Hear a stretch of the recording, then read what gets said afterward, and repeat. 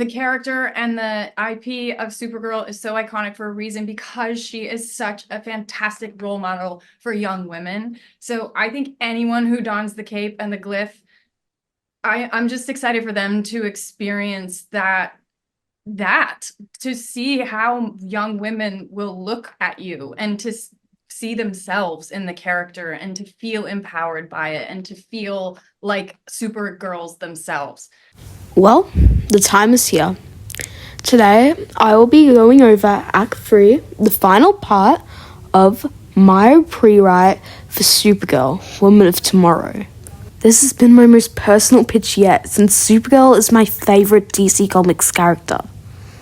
I just really want her to be done justice, and that's why I've shared this to see what my vision for the best Supergirl movie we could have. So, here's a final look at the cast list, and at the end of this video, I'll be going over this mystery character, but here's a hint at the actor who will be playing them. Without further ado, let's get into the pitch. In Metropolis, Clark, Lois, and Jimmy are working on a Bruno Mannheim case. Jimmy feels like a third wheel to the couple as their flirting is getting a bit obnoxious. Suddenly, a skull-shaped ship flies over the city. Before Lois or Jimmy can say anything, Clark is already gone.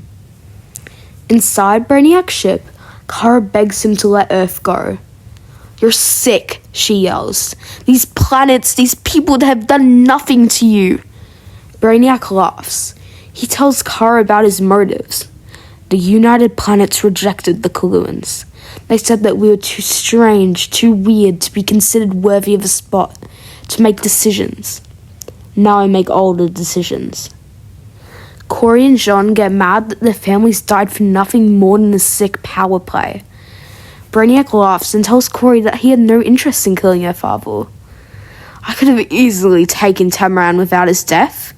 That was all your lovely sister." This revelation and all the emotions that come with it gives Corey the strength to power up and fly at Brainiac.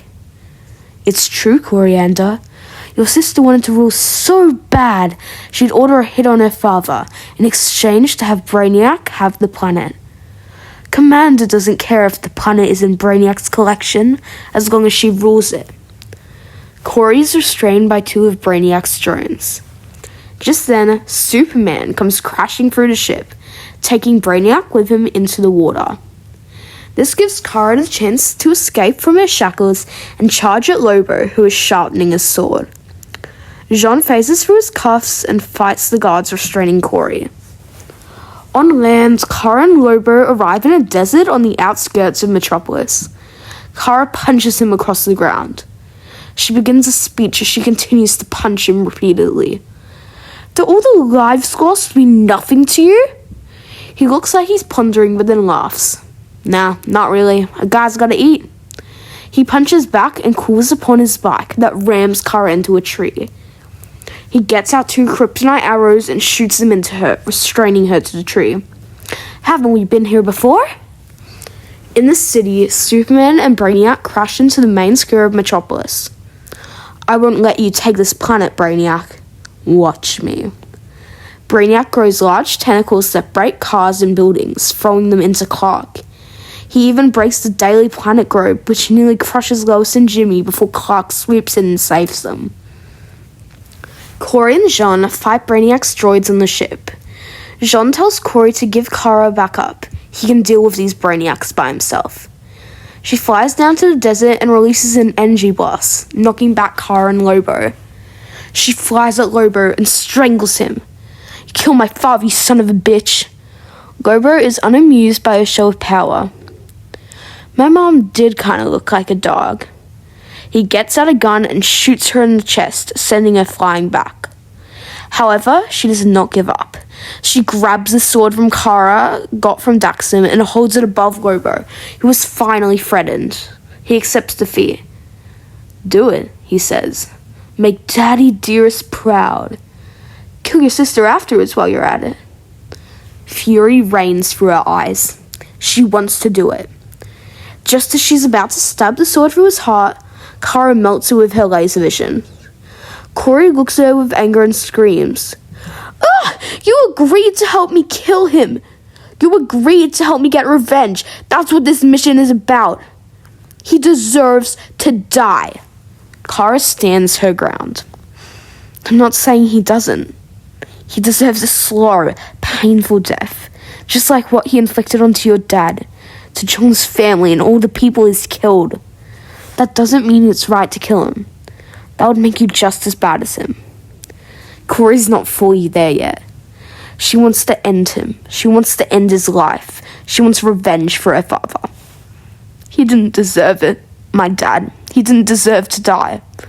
Kara puts her hand on Corey's shoulder. "No, he didn't. But would he want you to kill him?" She has a flashback to her father's final words to her. "You're the best of us, Corey.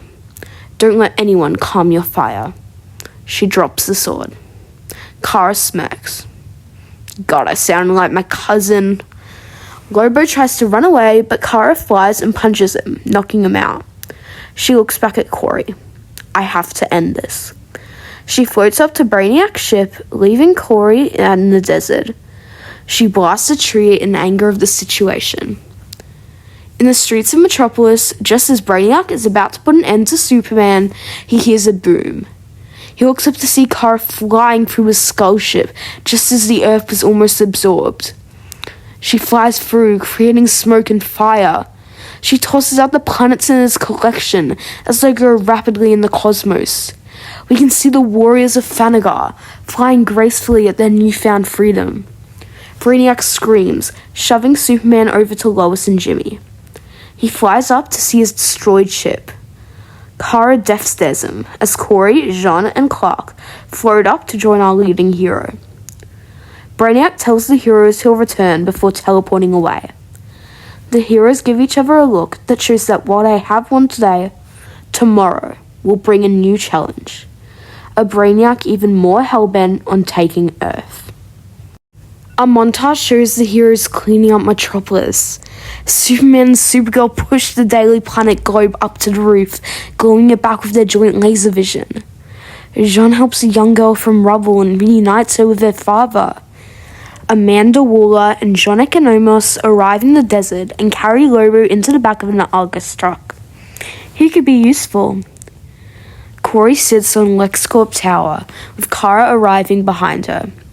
"So, are you going to talk to Commander?" Corey turns around to look at her new friend.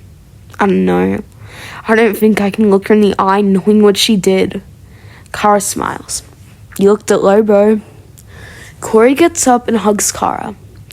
"Thank you. You really are a Supergirl." "Well, you're quite a Starfire?"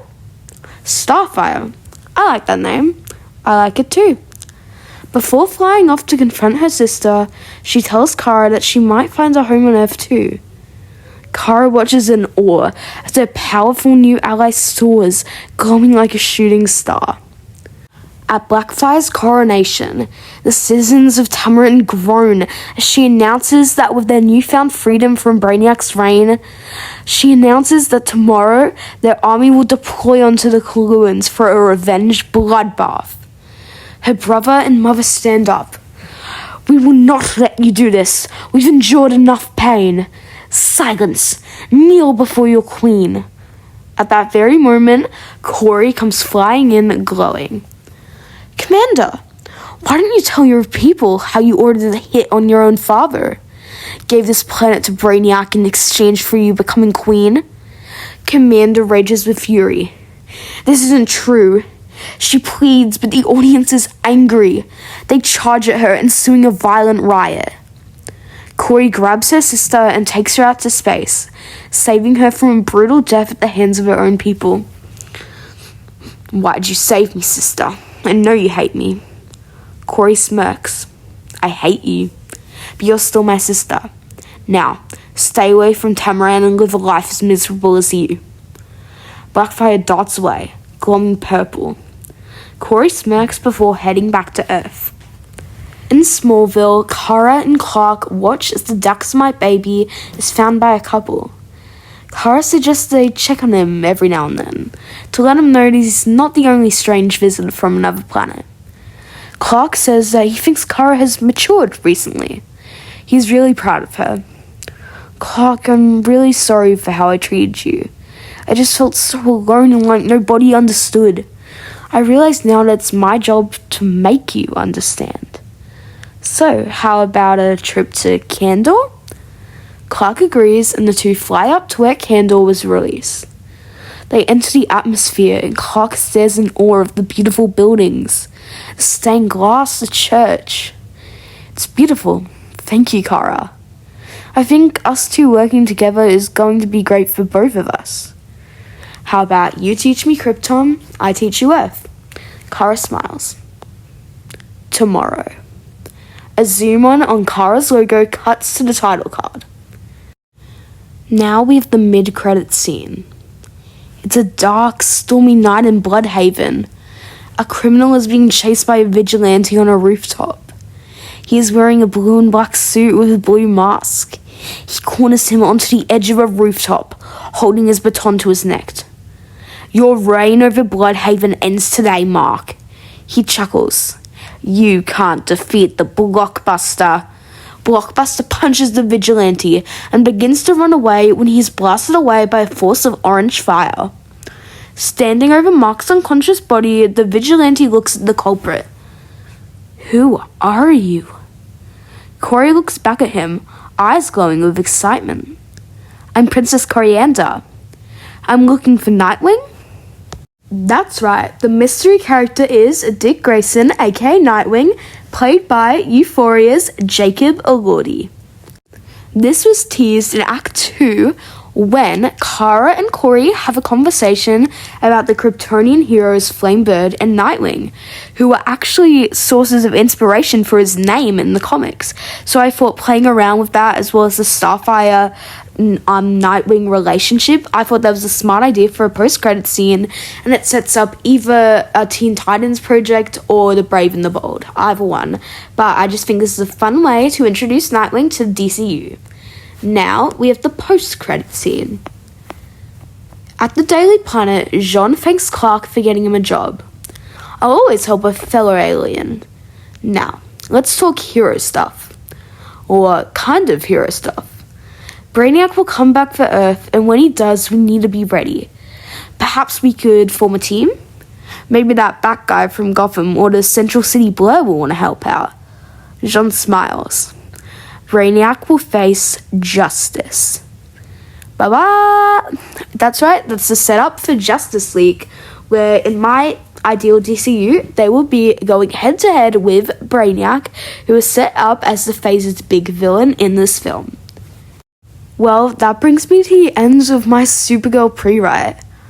I've really enjoyed making this series, and I really hope all of you enjoyed watching it. Make sure to like and subscribe and give ideas for other pitches. I've got a few in the works, but I'd like some more ideas so I can keep these videos coming for you guys. Thank you guys so much for watching and have a great day. Bye!